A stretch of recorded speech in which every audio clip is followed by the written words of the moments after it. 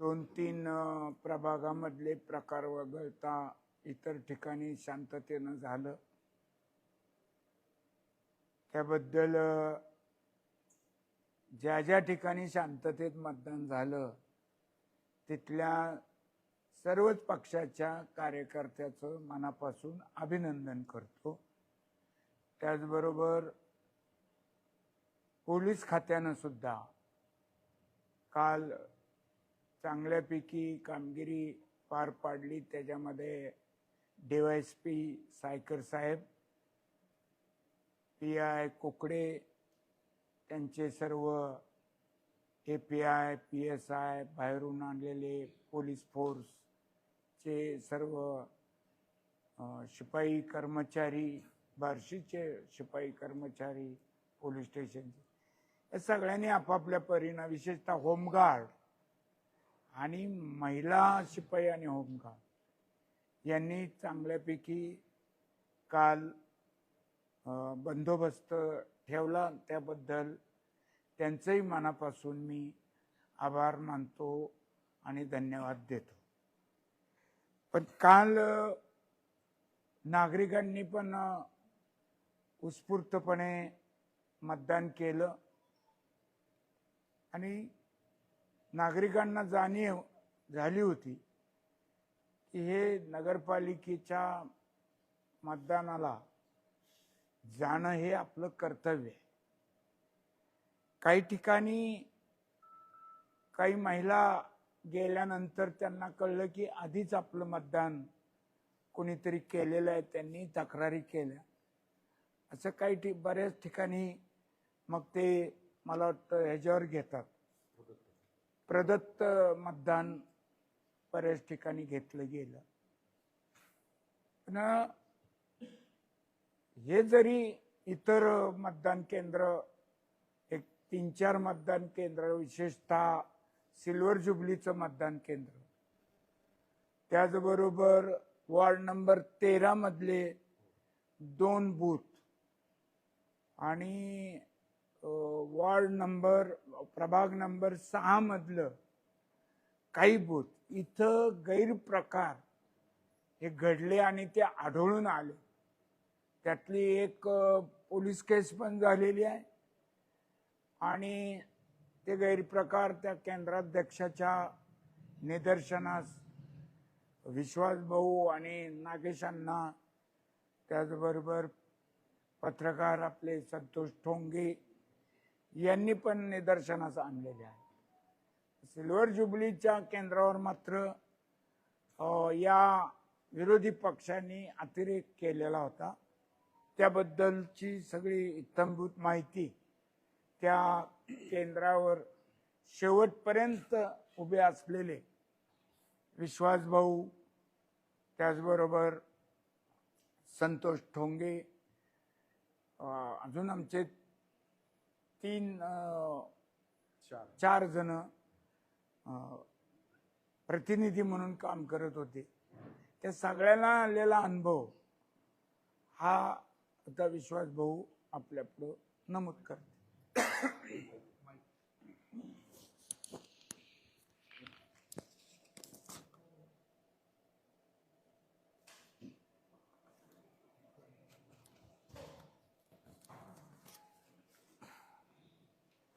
नमस्कार। मी सर्वप्रथम बार्शी शहरातल्या ज्या ज्या लोकांनी मतदानाचा हक्क बजावलाय त्या सर्वांचं मनापासून आभार मानतो। काल सिल्वर जुबली हायस्कूल या ठिकाणी जे 5 बूथ होते त्या ठिकाणी आम्ही सकाळी 7 वाजता प्रत्येक बूथवर मधील आमचा प्रतिनिधी आणि नगराध्यक्षाचा प्रतिनिधी म्हणून मी त्या ठिकाणी उपस्थित होतो। जवळजवळ मतदानाची प्रक्रिया सुरू झाल्यानंतर 7:30 वाजता 7:30 ते 7:45च्या दरम्यान ग्रामीण भागातली एक गाडी त्या ठिकाणी बोगस मतदान करण्यासाठी आली होती, परंतु मी स्वतः त्या ठिकाणी हजर असल्यामुळं आणि प्रत्येक लोकांना ओळखू शकत होतो, ती तिथूनच बाहेरच्या बाहेर परत पाठवली गेली. आणि आजपर्यंतचा त्या बूथवरचा आपण सर्वांनी अनुभव पाहिलेला आहे. जरी आपण तिथं प्रतिनिधी कोणी बसवले तर त्यांच्यावरही प्रेशर असायचं, दबाव असायचा आणि त्यांना पाहिजे असं ते मतदान करून घेत होते. त्या ठिकाणच्या काही ठराविक समाजाच्या लोकांना फोनही त्यांनी केले होते की तुम्ही मतदानाला येऊ नका. काही मुस्लिम समाजातले असतील, लिंगायत समाजातले असतील, अशा लोकांना फोन करून धमक्या दिल्या होत्या. परंतु आम्ही त्या ठिकाणी पूर्ण तयारीनिशी गेलेलो होतो. मी स्वतः एसपींना अर्ज देऊन 2 स्वतंत्र बॉडीगार्ड माझ्यासाठी घेतलेले होते आणि मनामध्ये पक्क ठरवलं होतं, सकाळी 7:30 ते मतदान संपेपर्यंत त्या ठिकाणी आपण हजर राहायचंय. लोकशाही पद्धतीनं मतदान त्या ठिकाणी झालं पाहिजे ही मनामध्ये पक्की खुणगाट बांधलेली होती. जे कोणी प्रशासनातले लोक होते, पोलीस यंत्रणा होती, त्यांच्यावरही सरकारचा मोठा दबाव त्या ठिकाणी पाहायला मिळाला. आणि प्रत्येक बूथवर फिरत असताना बोगस मतदान, आधार कार्ड नवीन छापून घेतलेले, ते लक्षात यायचं लगेच.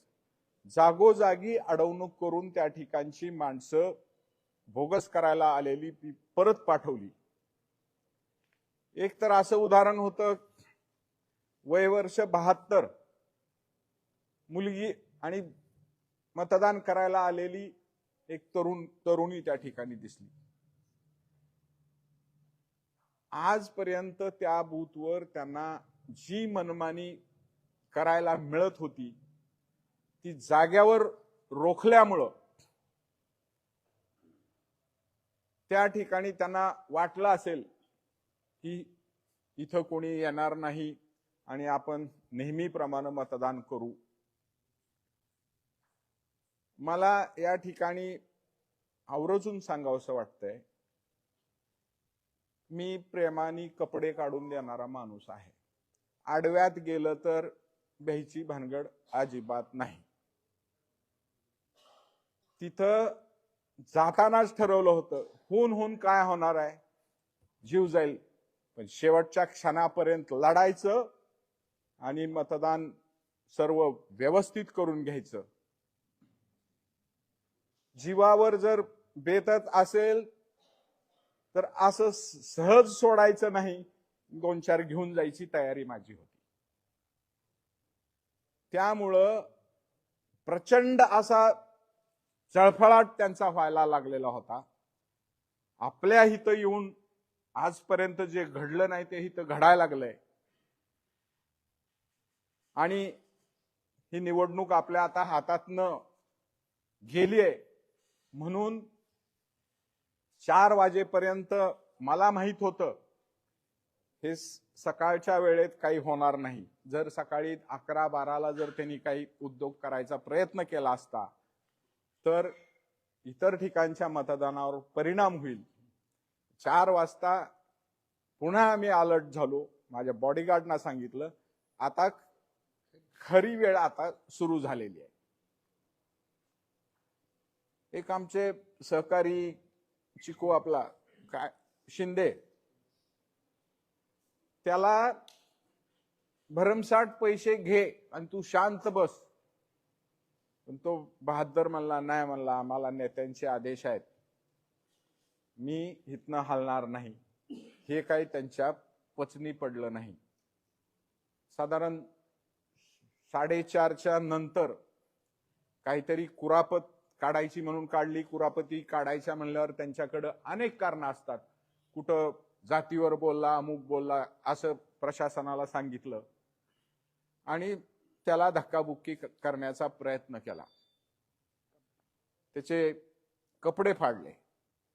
त्याच्यानंतर मला ते समजलं की आम्ही आणि ते त्या ठिकाणी जात असताना संतोष ठोंगे माझ्या मागच्या बाजूलाच होते, ते पुढे आले.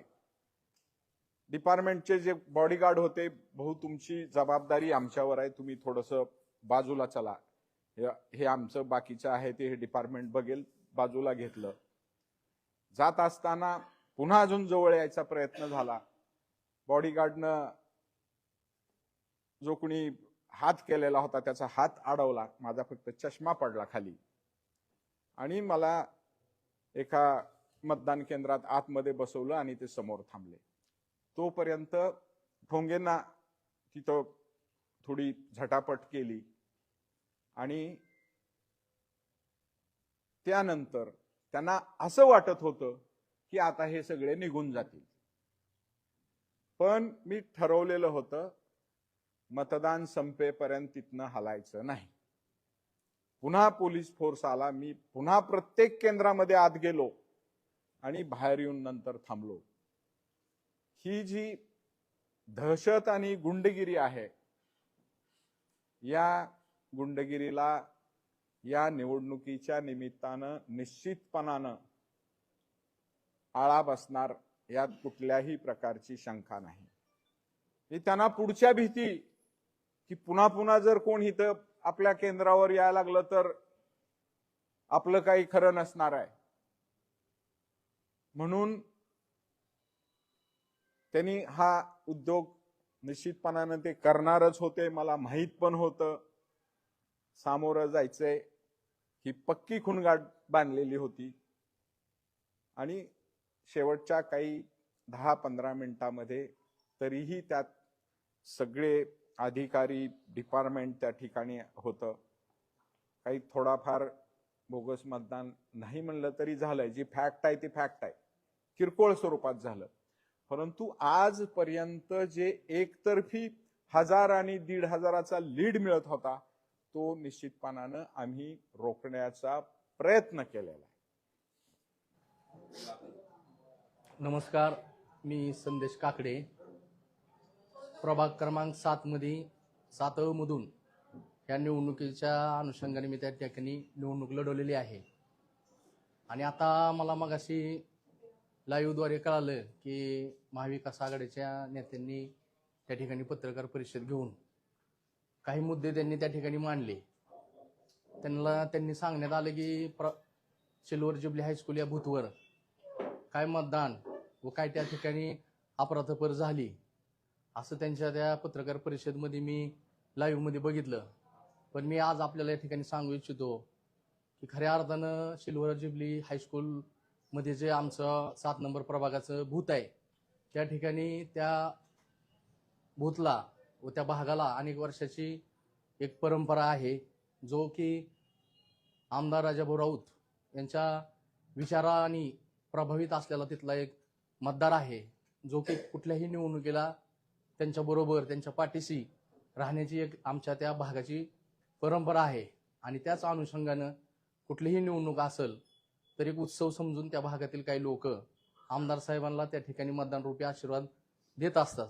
आणि त्याच अनुषंगानं ह्याही निवडणुकीमध्ये प्रत्येक घरातला माणूस, प्रत्येक ठिकाणचा माणूस, काही विद्यार्थी शिकायला गेलते, काही नागपूरवरनं आले, काही पुण्यावरनं आले, काही मुंबईवरनं आले, असे महाराष्ट्रात प्रत्येक ठिकाणचा माणूस त्या ठिकाणी येऊन आमदार साहेबांची हात बळकट करण्यासाठी त्यांनी मतदान रूपी आशीर्वाद त्या ठिकाणी दिलेला आहे. आणि विक्रमी मतदान आमच्या त्या सिल्वर जुबली हायस्कूलवर मध्ये झालेलं आहे. असं असताना त्या ठिकाणी आमचे जे काही विरोधामधले त्या ठिकाणचे उमेदवार होते, नगराध्यक्ष पदाचे उमेदवार असतील किंवा तिथं नगरसेवक स्वतः माझ्या विरोधात असणारे ते पण त्या ठिकाणी होते.